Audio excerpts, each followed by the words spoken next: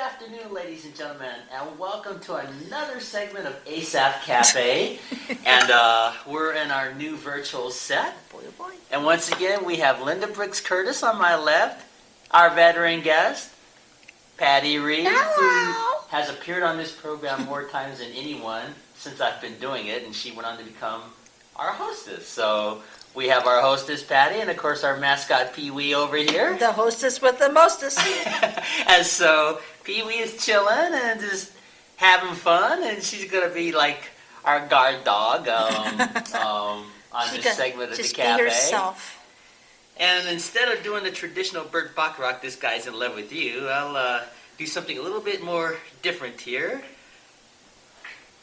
We'll have fun with Julie Andrews.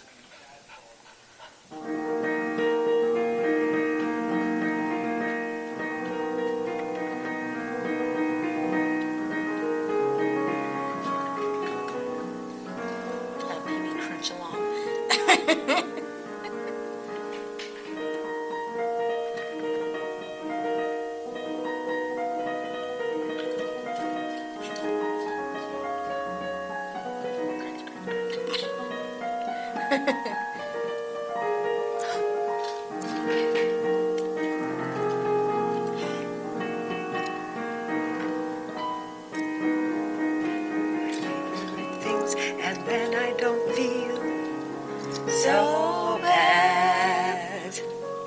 Yeah, that's a great way to open up our program with favorite things. Pee-wee Ladies crunched are my along. favorite things on my show. Pee-wee crunched along with you beautifully, right Correct. on every note. Yeah, that's great. baby. That's great. It was a crunchable moment. Uh-huh. I've been studying Julie Andrews for quite some time lately. They just recently celebrated their 50th anniversary of The Sound of Music. She did that really good. Oh, yeah. Oh, she was so gracious. Yeah, and And so was her Christopher Plummer. Is that his name? Yes, yeah, it's her Christopher co-star. Plummer. Yeah, but I've been studying her, and I've also been praying for Julie Andrews for quite some time that her voice would be restored, because you know she had that accident and lost her voice. Oh, I didn't know that. No. Yeah. Well, I think from last I heard, she's finally starting to be able to sing a little bit again. So hopefully she'll be able to do it again. And she turns 80 years old this year. Wow. God bless her, you know. That's good. And what a blessing she was to the world. Yeah, she brought a lot of joy to the world, and I've been watching a lot of her earlier videos and things like that. And I do this news program called Wake Up Missoula with Scott Ramp and Noel McAvoy, and I did a little story on Julie Andrews recently at the time when they had their 50th anniversary of The Sound of Music. What did you think about her in Victor Victoria? You know, actually, I never saw that. It's pretty good. I can't comment on that. I'm sure it is. I mean, I've not seen it, but she was still able to sing when they did that. It was highly professional. Oh, I'm sure it was. And it was really funny because Robert Preston Yes. always makes the success The last of scene with everything. him trying to impersonate her and then falling on the guys that are supposed to catch him when he's leaning over, he goes, "What?" He was supposed to carry out her tone in one part where he's carrying his voice out, and of course his tone is different than hers, and it was hysterical. I remember when I was a young girl, I got so upset when they didn't cast her to play Eliza in My Fair Lady. Instead, they had Audrey Hepburn, who was absolutely perfect, picture perfect, but Julie Andrews had done it so well on Broadway. Yeah, I think Was I Audrey heard that very or really read good at about singing? that. I think No, I they had read to. that. They had to dub the singing for Audrey Hepburn. She wasn't really a singer, was she? No, she wasn't a singer. She was an actress. She never was a singer, but she looked so perfect. Yeah, But- she was a gorgeous lady, that's But for the sure. thing is, Julie Andrews was not bad looking either. Yeah, so And she looked more English They because dubbed she that, had they the dubbed it in there is what they light did? hair. Yeah, Marnie Nixon is the one who sang My Fair Lady. She was the okay. voice. I see. That wasn't Audrey Hepburn, and she's the first person who would admit it. I see. Audrey Hepburn was a nice person because she too is a Taurus. It would have saved him probably a little bit less hassle, though, to have someone that, since it was a musical, have someone that could sing. To plot and play the to part, to too. cast somebody, but that's the way casting is. You know, we were talking about that before we started this show. Yeah, that's you know, I'm familiar. in Broadway, it's the stage picture. In Las Vegas shows, it's the stage picture. You can sing exquisitely, and they will not allow you to perform on their stage in a production show, even as just a single singer, unless you are 5'6" or above. Yeah, they have Oh, and these have to have the standards, awesome body to go with it. I don't know if I always agree with these standards, but that's the way it is. Well, no, that's the way it is, and so there must be somebody who didn't like the way she looked, or thought she didn't look feminine enough, or I don't know. I don't know anything about that. You know, that's kind of funny that you bring that's that up. about the time she was having her children too. So perhaps that entered in, but I know there was a feeling that she had been slighted, and then there was a great amount of support for her when she got the Oscar for Mary Poppins. I think that's kind of funny you mentioned that because a few years back, there was, everybody's got to have a statistics going, right? So they were picking on the Mattel doll Barbie. And they were saying, well, if this was an actual woman, what would the dimensions be? Because it seems like it would be highly unlikely. And they found out that if a woman was matched like that, she'd actually be kind of anorexic. But lo and behold, a blonde decided, because she loved the doll so much, when she grew up, she decided to do plastic surgery and turned herself into a Barbie. And then there was a guy that was turning himself into a brunette Ken, which I think that young lady is from a foreign country. She's from France, maybe? No, I think she's from Georgia, which used to be part of the Soviet Union. Oh. Yeah, but I came across an interesting statistic the other night. There was a report on certain companies are getting smart and recruiting more plus-size models. I heard about that, yeah. Because statistics have proven that 70% of the adult female population is size 14 and over. I can vouch for this. Yes. But that just makes more to love, that's all. Yeah, Morty Love. They had a line on that TV show Married with Children. I know that was kind of a dysfunctional comedy. Love and marriage. But they had this scene where I remember the show. Peg Bundy thought she was going to gain a lot of weight, and her husband Al was like, "Well, honey, Bonbons. I'll just be more to you to love." Yeah. And that didn't sit well. They had the dream about the bonbons. Yeah. She loves their bonbons. Which is an ice cream drink, if you're wondering what it is. But no, really, the average woman is not skinny like these Victoria's Secret models portray them. So I think that's good that they have the normal size women portraying it, because I think it's more believable. Well, yeah, I mean, that's where the market is. And if you can have a plus-size model come out it's just more realistic. And wear the clothes that you were doing. Here's another example. I wore 6.5 medium shoes. And I was sent out by my agency to do shoe modeling. It's not fantastic money, but it's something, Makes your feet look good. I sat there and I was not chosen. Why? I asked, and finally I was told, well, your feet are very full, which means that I had very high arches. Okay. And they want people with flat, skinny feet. Not I guess me. Oh, wow. I guess I wasn't aware of that. And I said, well, what about all the people like me who have high arches? They have to buy shoes. Well, see, then the They're buyers. Shoes actually require a high arch, and they require a strong heel and toe. Because with the heel as tall as it gets, a person like mine, I'm almost flat-footed, so I cannot even. Have you ever seen a dancer with a flat foot? I mean, can't say. especially ballet dancers. I've never seen that. I've never seen anybody like that with flat feet, and that's what they want. They want people because it makes the shoe outshine the foot. Yeah. I see. With a person with very little arch like me, and my feet are wide, I can't look at all those high heels. That just kills my feet and my thoughts. To just You have high arches? No, Okay. I'm almost flat-footed, Oh, wow. and so it's hard on my ankles I'm and my incredibly heels high arched. I see. and my padding to get into anything with a really large heel.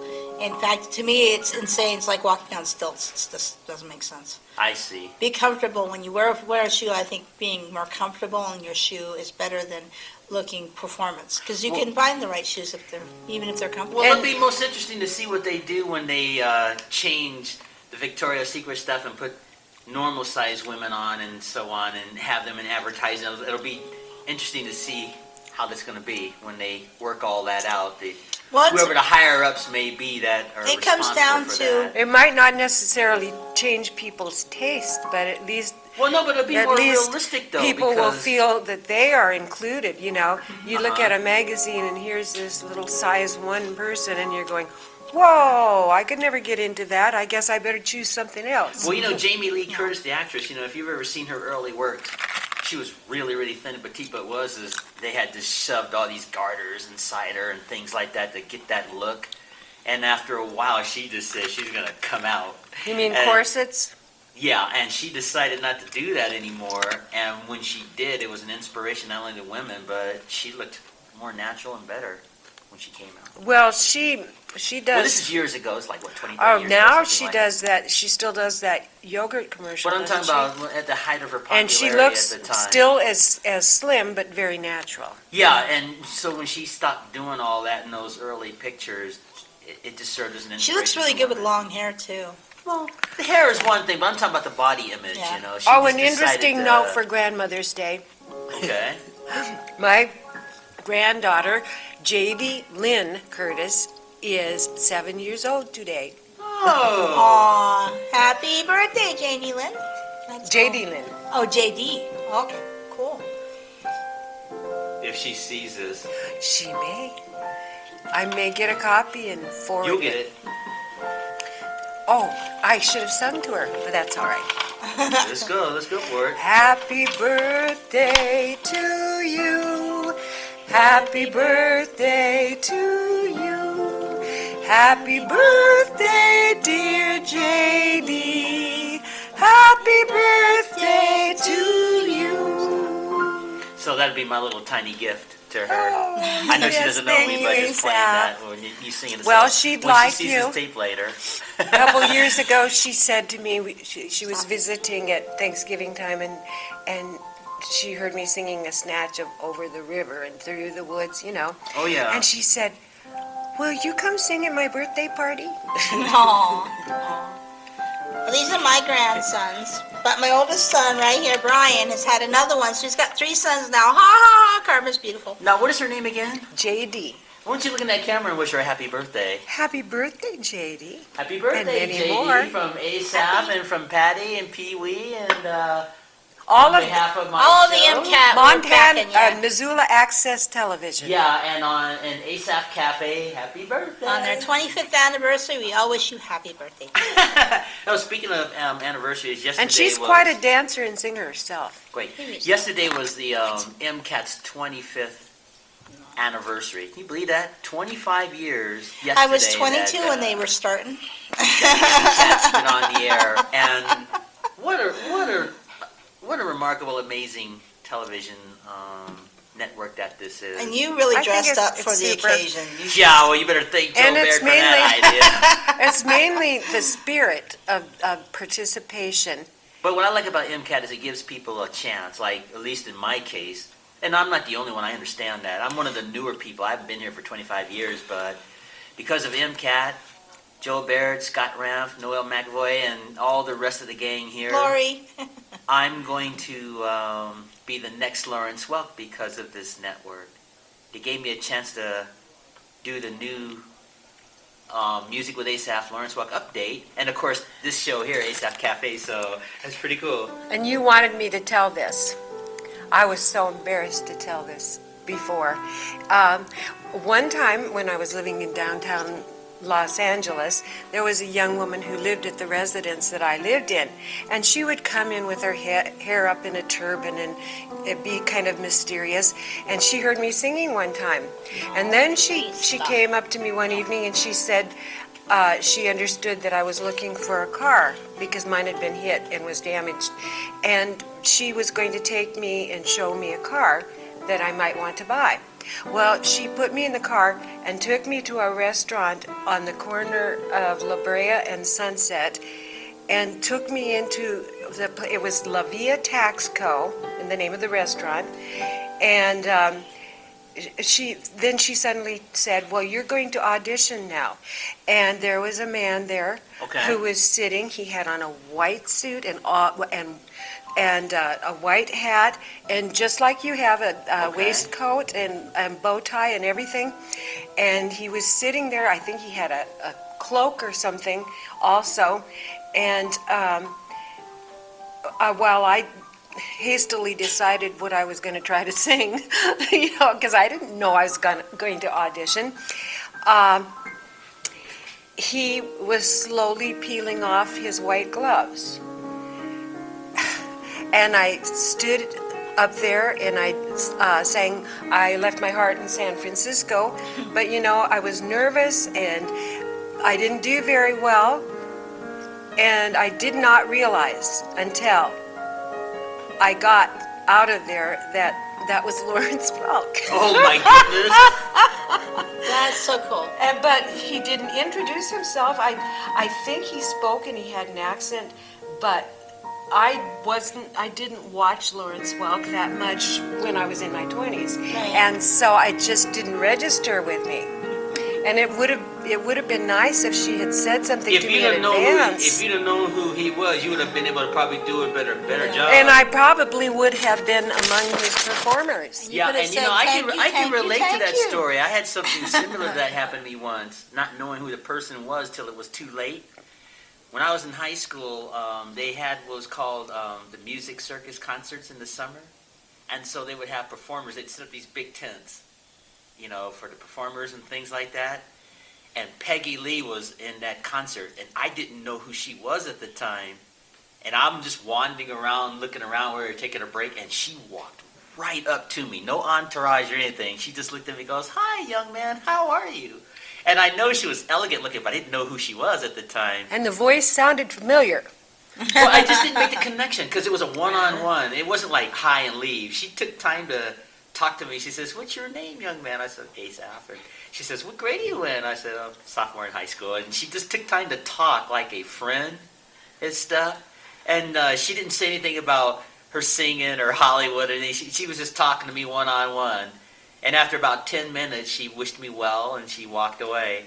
And when I went inside that circus, there she was on stage. I was like, "Oh, holy cow, that's Peggy Lee. I just got through talking to her, didn't even know who she was." And I met her one time, I think it must have been 1974, in North Hollywood at a gas station.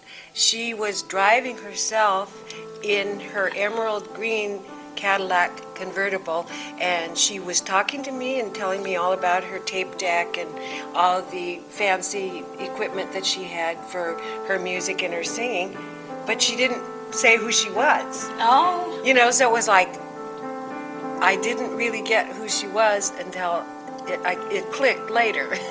Yeah. I got to meet a celebrity a strange way. They had a multi-bands concert at the fairgrounds here in Missoula back in 2005. Pat Benatar was there, Loverboy was there, Tesla, just a whole bunch of bands, Motley Crue, a bunch of them. And there was a lady behind me. I had gotten right up front by the concrete block that they used to keep people from the stage, right? And I fought like hell to stay there, right? There was a bigger lady behind me that kept hitting me on the shoulders when Tesla was on, going, "Get into Tesla." I'm like, "Would you please leave me alone, not do that?" And she kept it up. The third time, I could smell that there was alcohol in her breath. That's why she was in the mood to keep hitting my shoulders and tapping along, and everything. So I got tired of it. I turned around and I pushed her down. Now here's where I became Moses. It was kind of funny. The people absolutely parted. She fell to the ground, and then they covered her up. And I don't know what happened, but it got Pat Benatar's attention in the middle of one of her songs that she was singing. And her husband, with the lead guitarist, was doing the solo. and I had a derby hat on, and she goes, "Are you okay?" And I'm looking around, going, "You redhead," you know. So I had to read her lips, and she read mine, and turned out we had a lot in common. We both have daughters. She's living in Hawaii, where I'd always wanted to live. She's married to the right kind of guy I always wish I had. So, you know, and I've been waiting to meet her since I was a teenager. So we're both redheads too, and both of our names are Pat. So it's like, wow, you know. So now we're on email together. We email each other. Well, you know, if I'd have known that was Peggy Lee, I know, I would have oh. asked her for a job. Yes. My goodness, I would have said, "Hey, I'll follow you." Well, everywhere me you go." too. I would, you know, you think, how can I meet that person again? And you know, And those it's kind not of likely. things Yeah, they don't happen unfortunately often. did happen to me over and over and over again. Who was it? Oh, a man who used to be that wonderful tenor on the Andy Williams show came into the restaurant where I was hostessing and asked to take me out to dinner. Oh, And cool. I was going through a bad period of time in my divorce, and no. I just, he didn't say who he was or what his background was, but I recognized him, and I just said, "I'm sorry, but I'm not interested in dating right now." Oh You know, it's just things that don't quite strike you right no! Well, at the you know, right you time. look back at that and say you wish you had them, but maybe it was not meant. I've had things like that happen, and Yeah. I look back and say, you know, it was probably better that it didn't happen when I would have wanted I it even at the time. even at that same day before I got to talk to Pat Benatar on stage, about like a couple hours before that, in the crowd, one guy looked like Ted Nugent. And I was talking to him, I go, I said, "I think that's Ted Nugent. I have to go find out." He goes, "Well, go find out." So I went up, and Ted Nugent was standing to his wife on one side and his daughter on the other side. And I didn't know he had a wife or a daughter. And I said, "You know who you look like?" And he goes, "Who do I look like?" I said, "Okay. You have a reality show on Discovery Channel where everybody gets to play and do all these rugged things on the outland until you win a vehicle." He goes, "Okay." And I said, "And then you were a really famous rock guitarist and you sang a song about a cat giving you fever." And he goes, "And the song was," I said, "Cat Scratch Fever." I said, "You are Ted Nugent." He goes, "Shh, don't tell everybody." I said, "Who are these two women?" "Well, I'm not supposed to tell everybody, but this is my wife, and this is my grown daughter, and I'm obviously a husband and dad." So I go out, so he goes, so we shook hands. I even That's got my cool. picture. I even got my picture taken with, I think it was Tommy Lee of Motley Crue, the drummer. Well, in the 1990s, I went back to Las Vegas, and I was working as a cocktail waitress until I got a full contract teaching again. And a man came in, seemed a little bit disoriented, which isn't unusual at all for Las Vegas, because in those big casinos, people get lost all the time. Oh, I've been there, yeah. You know? Yeah, And it's easy. so he asked me for the directions or how to get to Bally's. And I was in the Flamingo, and it's really basically just out the front door and across the street, you know. So I asked him where in Bally's he needed to get to. And you know what? I didn't realize until after I'd given him directions and he had thanked me very impersonally and left. That was Kevin Spacey, and he was going to an awards banquet, or, awards show. It's things like that. If you catch it, it might lead to something if you realize. But I was saying on the other Or side, he could have been just annoyed. the other side is maybe it wasn't meant. You know, when you think you wanted it at the time, you look back years later. Well, if they're in a hurry, So- they're focused on something else, and they're not going to focus on conversation. I tell you When they're in a another hurry. true story that happened to me years ago. My sister and I were just in Las Vegas. We're at I think it was the Riviera Hotel. We're just goofing off, looking around, and I looked. No, my sister was staring. I was like, "What are you staring at?" She goes, "Look at that guy over there. That looks like Danny Thomas." And I looked. I'm like, "Nah, that's not Danny Thomas." And my sister kept staring. "Yeah, I think that's Danny Thomas." And I looked again, and I think it was him. And I walked right up to him. I said, "Excuse me, you're Danny Thomas?" And he goes, "Yes, I am." Oh, That was such a neat little treat. And there was this lady with him. Well, he the lady probably was liked married it too. Well, what cool. was interesting How about cool is that that? was we got on the subject of his old TV show, Make Room for Daddy. Remember that show, that old black and white show? And we got on the subject about when Harry James, the trumpeter, was on that show. Oh. And I told Mr. Thomas, I remember your show, and I saw Harry James playing Flight of the Bumblebee on your show. That was pretty cool, too. And that lady looked at me and she goes, "You remember that?" I said, "Yes, ma'am, I still remember that." I mean, that's just an episode that you don't forget, because you don't see somebody playing Flight of the Bumblebee every day. And I happened to see that episode of Make Room for Daddy with Harry James playing on his trumpet. I was like, wow. Well, So that was cool. And he invited us up to his room later on that evening, me and my sister. Oh, cool. But we declined because we didn't want to, impose on him. But he did take time to talk to us for a while before they left. Yeah, that was a pretty cool treat. That was one famous person that I got to meet that I recognized and didn't miss an opportunity. And I also asked him for a job in music at that time, but his response was, they don't have musicians following people anymore like they did in the old days.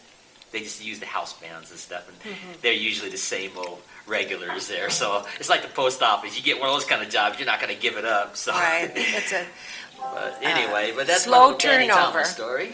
Well, one time my husband and I went to a restaurant in Mammoth Lakes, California, and it's a mountain community, a mountain resort, and we went into a place which it was called the Matterhorn, I think. The Matterhorn? The Matterhorn restaurant, and it was very elegant and nice, and it had the wick fake candles on the tables. Okay. And this is an inside story on my son. Since he had been tiny, he loved blowing out candles. Okay. So we had had several experiences where people let him blow out candles in restaurants. He was just 2. And we were, a little bit over 2. And we were just sitting there quietly, and he started wandering around looking at those candles, and he climbed up into a booth with a couple who looked like they were about in their 70s, and they just hugged him and cuddled him and talked to him, and I went over and apologized, and they said, "Oh no, our son used to like to do this too." It was Carl Reiner and his wife. Oh, wow. That is so cool. So how many times did your son try to blow the candle out? I don't remember on that particular one, but one time we were in a restaurant in Sedona, and he wasn't quite that age, and there was a young man doing piano playing, like you do, and it was time for closing, and the young man, closed up the piano, and then he came over and picked up Justin, my son, Rusty, and carried him from table to table to blow out the candles. Aw, that was fun. That was fun. I bet you don't remember this song, do you? What is it? I'll do it again.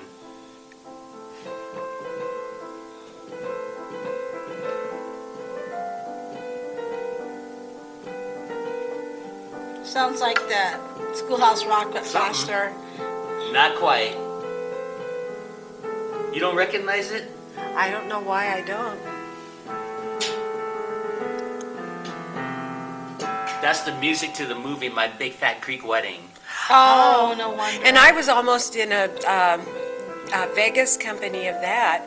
Really? I auditioned for this group, and they said, "Well, we don't have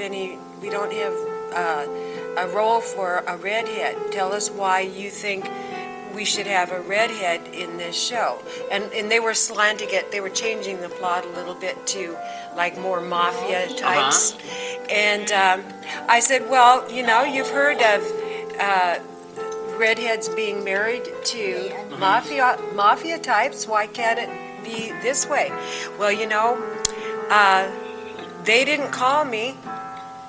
And then I was working at Batista's restaurant, and I saw them there. They came in as a group. But I don't know whether they actually called me or not. I think it was, we'll do another casting at such a point. And I was busy. I was too busy to do that. So Anyway, Yeah. Well, that's how acting goes, though. You never get Yeah, it. it's hit or miss sometimes. The old belief of just being at the right place at the right time, that's very rare these days. Yeah, You don't it like is. go in a cafe and get picked up by an agent. You anymore. really have to have Lana something to offer, Turner was too. discovered But at that was how Traff's many drugstore. years? Yeah, but that was so Yeah. many years ago. That That's in the 1930s. that doesn't happen. That's the often good era. That was anymore. actually you know, the that best kind era. of luck, as they call it, or being discovered and seen. Well, that was the best era, you know. Well, I know, but Now I mean, that you have doesn't to have happen something to anymore. offer on the spot. If a celebrity goes to your table and talks to you, and you start talking about your talent, they're going to go, "Okay, can you sing me something right now?" They're spontaneous, so that's what you have to get ready for. Yeah, and if you don't even know that you were going to an audition, you're not yeah, ready. yeah, and there's a lot of Uh-huh. surprises. There's a lot of people that want to do nice surprises for common people out there to give back to the public, to say, "Hey, I appreciate that you made me an actor, an actress, or a singer," and they'll buy your lunch or something, and you won't be ready, but it's cool. It's cool when it happens. The very first famous person that I ever met, and I was about maybe 20 years old. Do you remember a television show called Alice? With Yeah. The actress, Oh, yes. Yeah. Linda Lavin. Uh-huh. She was the very first person. I just got off the Greyhound bus and I walked into a cafe literally that morning, and she was already there, and I sat down, and when I turned around, that was her. I said, "You're that lady on that TV show, aren't you?" She says, "Yes, I am." And she asked my name, and I told her I just got off the Greyhound bus to Los Angeles and going to start, my career in music and things like that, and she wished me well. Did she have a East Coast accent? Kind of a... No, well, I don't know. I mean, this was during the height of the popularity of her show. Yeah, Let's the see if one I I, can- the let's one see if I can liked play on that show was the lady who played Flo. When donkeys Yes, my fly. Fritz! Yeah, when donkeys fly, when pigs fly. Every animal's blind by Flo. Oh, you know who I it's met? for you. In Las Vegas, in a residential area. I was in a supermarket parking lot, and there was this huge RV. I mean, absolutely huge. And this man got down to it. I guess he was going to go into the I don't The- remember how it goes. the oil, I don't either. I mean the car shop there. Anyway, Uh-huh. and I asked him if he was the person who starred on Gilligan's Island. The actor? Yeah, Bob Denver. Bob Denver. Oh, you got to meet him too? I said, "Are you Bob Denver?" And he said, "Yes, that's me." And he was in. By that time, it was the, 1980s. Anyway, he was driving himself. He told me about his grandchildren and Oh, that's things cool. like that. Yeah, it's kind of fun. It's a neat little treat when you get to meet somebody as famous that you recognize on television. And you can There's say, a comical thing about that. Bob Denver, a few years back, was in Denver, and he got pulled over in Denver for smoking weed. For smoking herb. and what happened? And so, Mr. Denver in Denver is famous now for making Denver famous. Aha. If your name is Denver. Well, he It was was a nice. Denver moment. He was nice, and that show was a very good show. Uh-huh. It might have seemed very simplified and stereotyped, but it was showed a lot of imagination and reached out to us. Yeah, are you talking about Gilligan's Island? Yeah, that was an interesting show. In fact, all those shows of that era, they may be corny by today's standards, but They made sense. I think they were good shows. What's his name? Sherwood Schwartz, the creator of all those shows, like the Brady Bunch and Gilligan's Island. He had an interesting imagination of making clean shows. And I have to admit, I used to watch Gilligan's Island a lot when I was growing up. That was such a funny show to me. And the joke is the professor could take a coconut and make a radio out of it like MacGyver. Oh, yeah. But he couldn't fix the boat to get them off the island. That's Go the joke. figure. But that was a fun show to watch, and Gilligan always got them in trouble. Like they're about to be rescued, and he'd make a mistake or do something wrong, and they'd be stuck on that island again. She heard you. But did you ever see the Hi, reunion? baby. Did you ever see the Gilligan's Island reunion, the first one they did? No. That was interesting to me because they finally got off the island, Did you like one of these, Del? And my understanding, it was literally 15 years in real life from the time they did that series to the time they did the first Gilligan's Island rescue. And so they finally got off the island and they realized that civilization had changed from what they remembered. Like Ginger, for example, all the actresses were more seductive and doing stuff they really didn't want to do that she didn't do in her time. And the How of Fortune was kind of changed a little bit, but anyway, after all the changes, And they realized how much saw, older they'd gotten too. Yeah, and over the changes that they saw, they decided to go back to the island. So they went back to the island at the end of that episode, and then they Which is part of the fantasy anyway. Yeah, and then they eventually opened up some hotels on the island. Was like made of with the bamboos, like how they had those huts. Like hut-style hotels and stuff. So that was just a cute imagination. The ones on stilts, Yeah. So that was kind of a cute imagination. like Swiss Family Robinson. Yeah.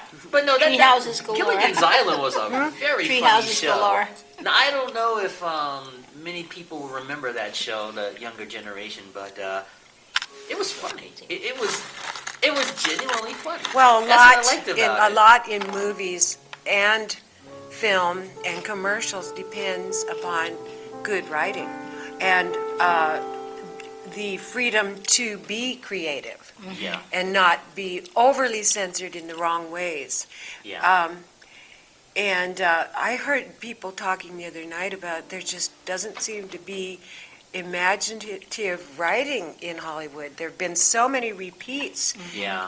of shows. Oh, they're bringing shows Well, you back get now. the Full House is coming sensitized back. too. A lot of And see, shows this coming is back. why I want to do this Lawrence Welk show, because I think it'll be fun for the world and for not only Montana and Missoula and the community, but just the whole world in general, to have a show like that again, brought back to life. Well, I can say So one it'll thing be fun. about that, and that it was really nice to have that with individual performers where each person was responsible for a part of the show, and that person was actually starring in that portion. Yeah. And then you move to a different segment of the show, Mm-hmm. and it would be a different person starring. And that is something that variety shows achieve. yeah. I was in a variety show in Big Bear Lake, California. Robin Williams was a fantastic one-person orchestra as a piano player. I can believe that. And he also pulled together a show within a couple weeks, and it was just fabulous. He had written a number of scenes, and he'd written some music, but mostly it was portions of existing songs. It was about, it was Broadway in 1888. 1888, and we performed in 1988. Okay. And everybody looked forward to those individual performers and liked them as well as chorus numbers. Oh, yeah, well, working with Robin Williams is awesome. I can imagine that yeah. must have been fun working with him. Oh, he was just fabulous. He's a dream. And then when I went back and visited him a year later, I took my son with him. Did he And- remember you? Oh, of course. Okay. Oh, not Robin Williams. I'm sorry, not Robin Williams. It was Robin Field. I'm sorry. Oh, Robin, okay. Robin Field. I'm going, oh. Robin Field was his name. Okay. He was a great-grandson of, what was the silent star field? W.C. Field? Oh, W.C. Really? Fields. Yeah, anyway, I'm sorry, I got us off on the wrong track there. Robin Field. I took my son to his home, and I said, that I thought my son looked a lot like Archie Andrews. Oh, okay. would look when he got older. And he said, that's just really funny because that's when I went out to Hollywood, that's what they wanted me to audition for was Jughead. Oh, Really? cool. Yeah, they were cool. going to do an Archie movie, and they wanted him to play Jughead. Well, they are bringing back some sitcoms from the 80s. Full House. It's going to be Fuller House. Yeah. And they Let's see haven't. if I can do They the don't know theme if the to Archie. Olsons are going to be on there or not, but that would be cool if they would. So, Kate and Ashley, please. Oh, I'm so do sorry. Fuller I got House, us. please. We love you. I'm sorry I got us off track with that Robin Williams. I don't know where that name came from, but But it comes down to like when we were talking about the bigger sized, plus size models and that.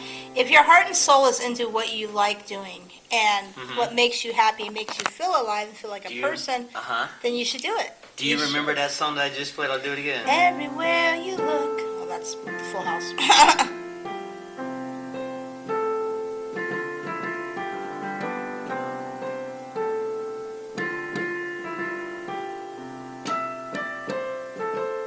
That should have been a giveaway. That was the original theme to the Archie's cartoon. Oh, okay. No, I didn't know that one. Archie's here.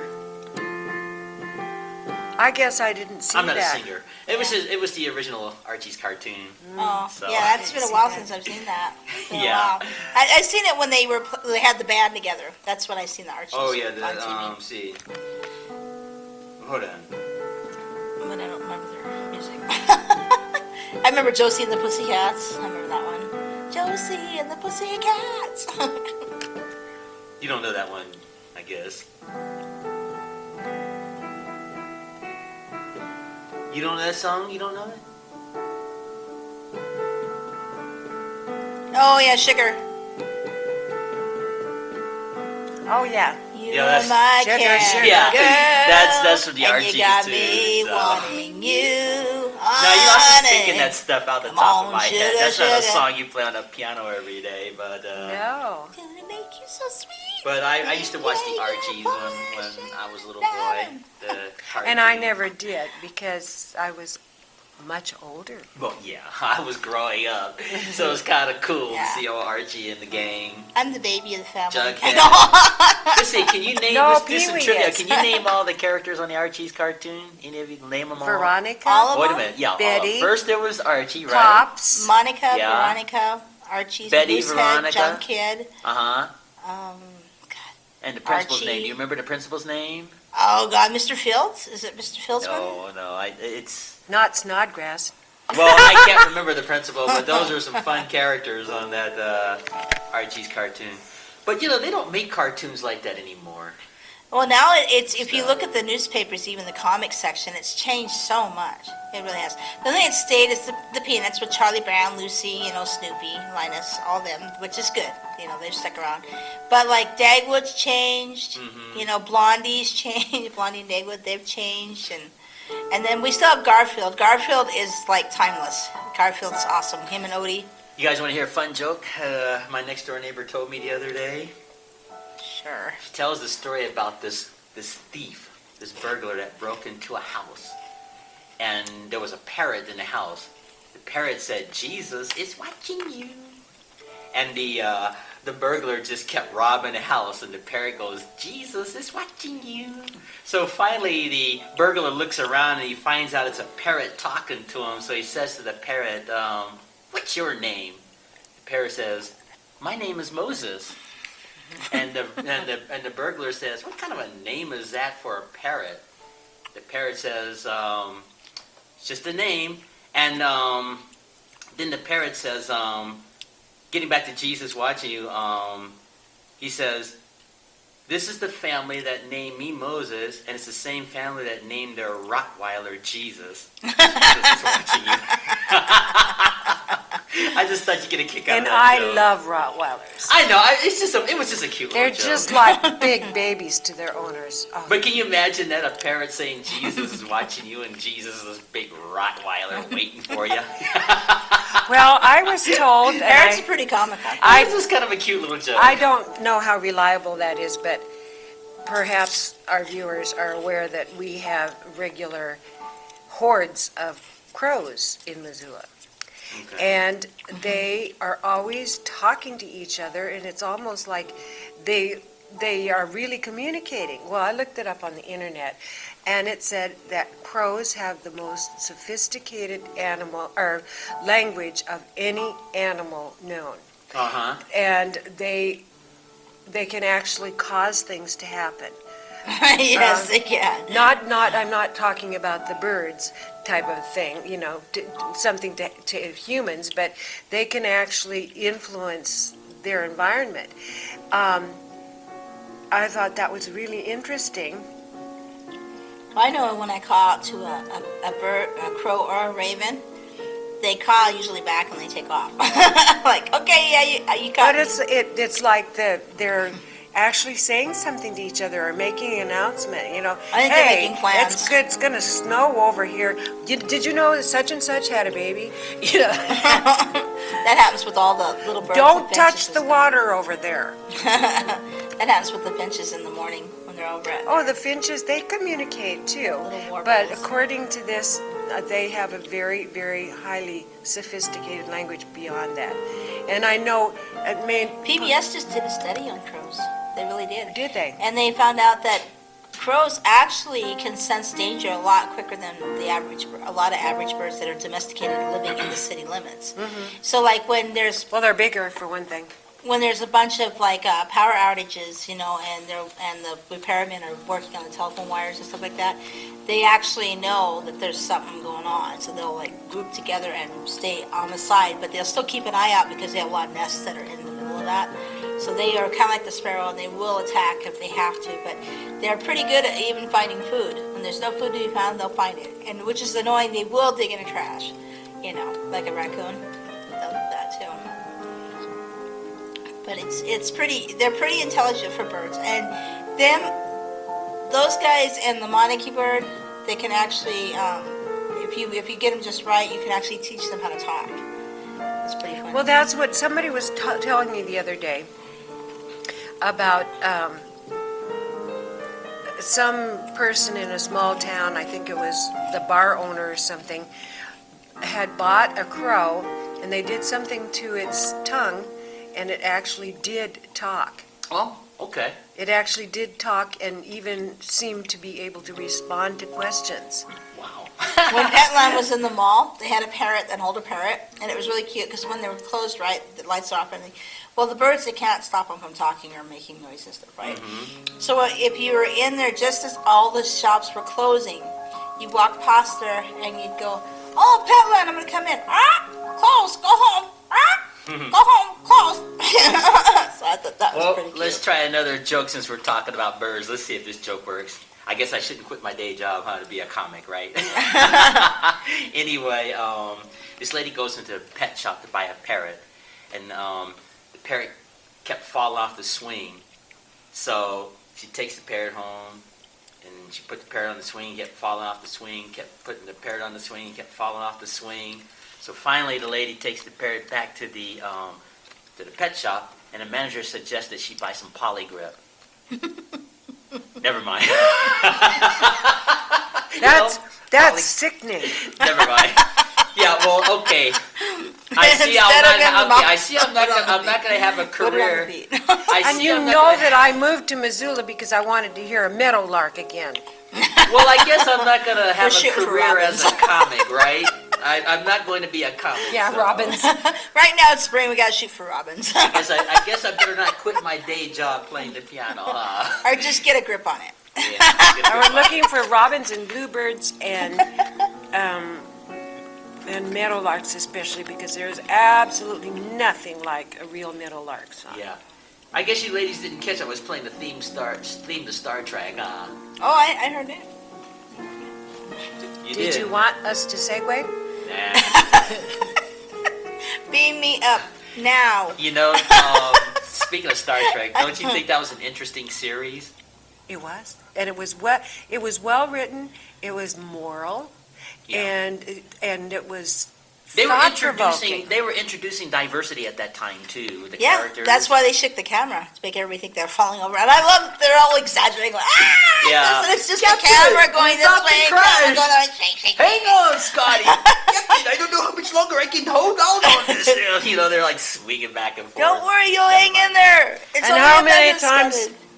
since then has some person somewhere not said, Beam me up, Scotty. Yeah. Or my favorite, and this is true so much these days, how many times, at least once a year, hear somebody saying, "That's not logical"? Well, you know, There's you Spock know, for ya. Star Trek had 2 pilots. Were you aware of that? The very first pilot of Star Trek was with an actor named Jeffrey Hunter. I don't know if you remember him. I think No, so. I He don't. played know. Jesus in the movie King of Kings. Well, anyway, he was the original captain of the Enterprise, and the episode was basically when they go to a planet called Talos 4, and they see those cone-head, egghead creatures that could talk, you know, without speaking. Oh, I But, only know the Coneheads from Saturday Night Live. Well, not exactly Saturday Night Live, but NBC rejected that pilot, but they liked the show. So Gene Roddenberry had to write a second pilot, and he was told, "You better get it right this time." That's when he got William Shatner, and they kept Spock's Leonard character. Nimoy. And Nimoy, was Nimoy Yeah, in the Nimoy first was one? in the original first one, yeah, and I thought he did a great job on that. I always identified with him. Well, he was a very young Mr. He made a Spock lot in of this logical episode sense. here. But I'm a logical person. The second pilot worked, and it took off. NBC picked it up. And I'm not picking on Jeffrey Hunter. He was a fine actor, but I think yeah. William Shatner was I watched that one, but No. I carried it on too. I went Sometimes to the it's Next it's Generation. the It just it's takes the a chemistry certain person, yeah. that causes a success in something that's unfortunate. That Well, they used this character, Jeffrey Hunter's character. He was known as Captain Christopher Pike. They used that character in the series, in the Star Trek series. But Did you watch the Next Generation with John Picard and? I didn't care for that series as much as I did the original series. I liked it but- because of the psychic on there. Her name's Loxana Troy. Well, she was really a counselor more than a psychic. Right. But her mother had the hots for this captain, right? oh yeah, that So was I thought always it was just funny. hilarious because they'd be transferring thoughts back and forth, and then she couldn't handle it anymore, and she'd go, "Mother!" and then right behind Oh, the I captain, remember because that, she's yeah. like going, "But he's got nice legs. Look at that shiny bald head. Oh my God!" You know. Well, Patrick Stewart was the right actor, I think, for Oh, this I next think Star so. Trek. I He's- predicted that he'd be Professor X in X-Men. He's a very handsome man as far as with the bald look. I mean, some people and a can convincing do actor. that. Yeah, well, yeah. Well, I think he was a Shakespearean actor too, wasn't he? Yeah, well, So him that would actually, explain- the when he plays an X-Men, Mhm. Ian, that plays Magneto, they have been long-term English Shakespearean actor, best friends forever. They're both grandfathers. Ian's a tiny bit older than Patrick, Mhm. but I mean, with that voice, that's what sold. Yeah, Patrick's you know, voice. he also I love Patrick his voice. Stewart is also in the cartoon movie The Prince of Egypt. Did you know that? Oh yeah, yeah. He plays the Pharaoh in Yeah. that. And Val Kilmer Pee-wee. plays Moses. The actor Val Kilmer plays Moses. Oh, And that movie had had a great cast as far as telling the story of Moses. Mariah Carey and Whitney Houston were. Oh yeah, they Zipporah made a and, really good duet yeah, song. Moses' wife and I forget Marion. Mother, did you know? Yeah, they were singing Your on that. baby It was boy. well done. I just Gonna didn't be get a to king. enough movies because I was working during the hours Well, I of have a movies were copy of usually that film. shown. You should stop by I and I'll should show it to stop you. by and borrow It it. took them 4 It's on years to Disney. make that cartoon. In fact- It was meticulous. They wanted to do everything right on The Prince of Egypt, and I think they did. And they acknowledged that they took some artistic license because it's a Hollywood movie, but it still told the story of Moses. She does not And like the these. special effects was just fantastic in that film. So you have to see it sometime. When you Called The said Prince one of Egypt. the voices was Val Kilmer? Yeah, Val Kilmer was Moses. Oh, he was. Yeah, Patrick Stewart was Pharaoh, and Danny Glover was the high priest of Midian. They had top-notch stars in this. Wow. They do it. I in a will lot of have to Disney borrow movies. that have to from see you. that, yeah, and the special effects was just fantastic. Most in that. definitely. Yeah. Disney's Anyway, a pro. that was another person who came into the Flamingo while I was working there. And I looked at this guy and I said, "Are you Val Kilmer?" And he said, "Yep." That was it. But then he just sort of waved me away as if, "Don't tell anybody." Yeah, they let them do that. And we're going to have to cut this short because an hour has almost passed, but we're going to do part 2 of our show in a little bit. So let me make some final acknowledgments for this part of our show. And I want to thank you, both of you ladies, for appearing on this show today. I have some Thank you. challenges. And let's talk to the audience for a We second. enjoyed here. it. Yeah. We're signing off on this segment of Asaph Cafe, and I'm thankful to EMCAT and Joe Baird for this beautiful tux, because they had their 25th anniversary yesterday, and And we it's- wish EMCAT 25 more years plus, wouldn't you say? That's true, and then also, you know, you might be able to rent the same one when you get started with your Lawrence Walk show. Yeah, so for you ladies and gentlemen who don't know what we're talking about, I did a brand new pilot, a TV pilot called Music with Asaph, and the premise, it's a remake of the Lawrence Welk Show. So you can go on the YouTube computer, Music with Asaph, spelled A-S-A-P-H, and see this pilot. And yeah, we're going to have fun with this new Lawrence Welk Show when we start doing the weekly series of it. So it'll I be have kind some of fun. challenges. Well, we can talk about that on the next show, because we really got to sign out. We're going to be doing part 2 here. in a moment. Arrivederci. Yeah. So on behalf of Linda Brooks Curtis and our hostess Patty Reed, I am Asaph Adonai, and until our next show, Maranatha.